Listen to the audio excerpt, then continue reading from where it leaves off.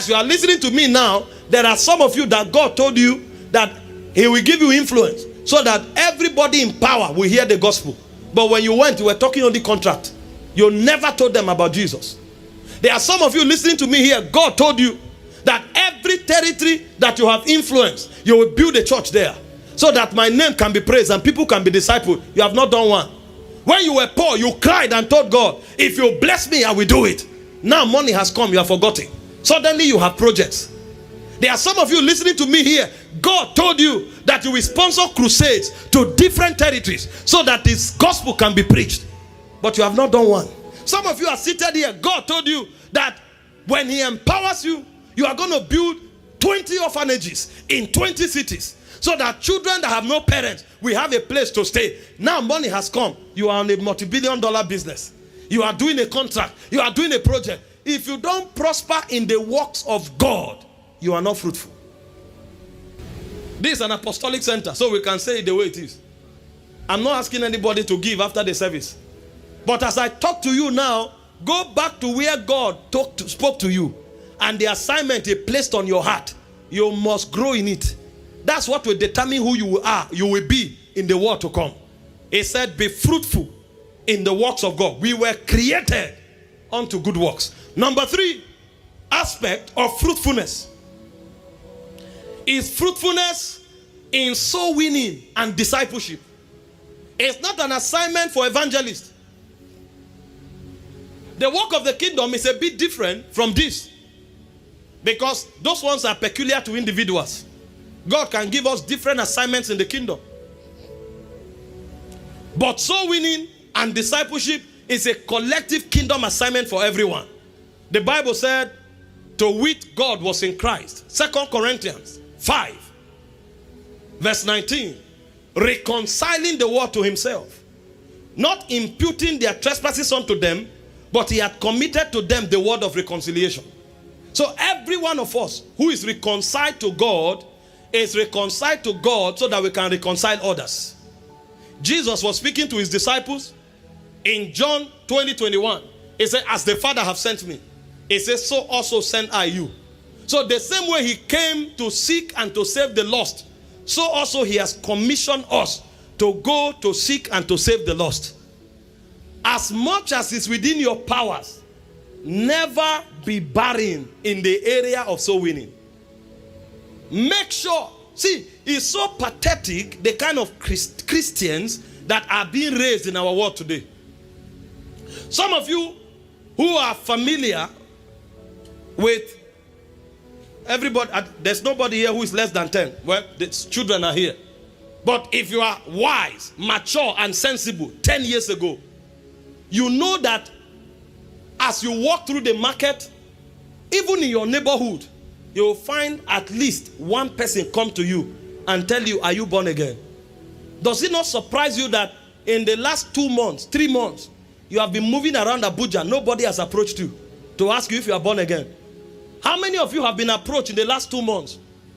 Whether in a bus, on a flight, or in the market, and asked if you are born again. If you have been approached in the last 2 months, wave your hand. Look at, there are over 1,000 people here, but there are less than 5. That is to tell you that people are no longer winning souls. Those days, even if those who say they are on fire are not doing it, at least you will find Jehovah's Witness. Now, even the Jehovah's Witness, we can't see them.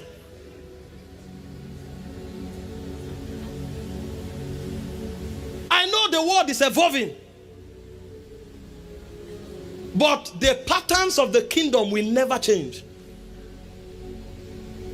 If I stretch it a bit further and say, how many of you here in the last 1 month you have told somebody about Jesus? Wave your hand. In the last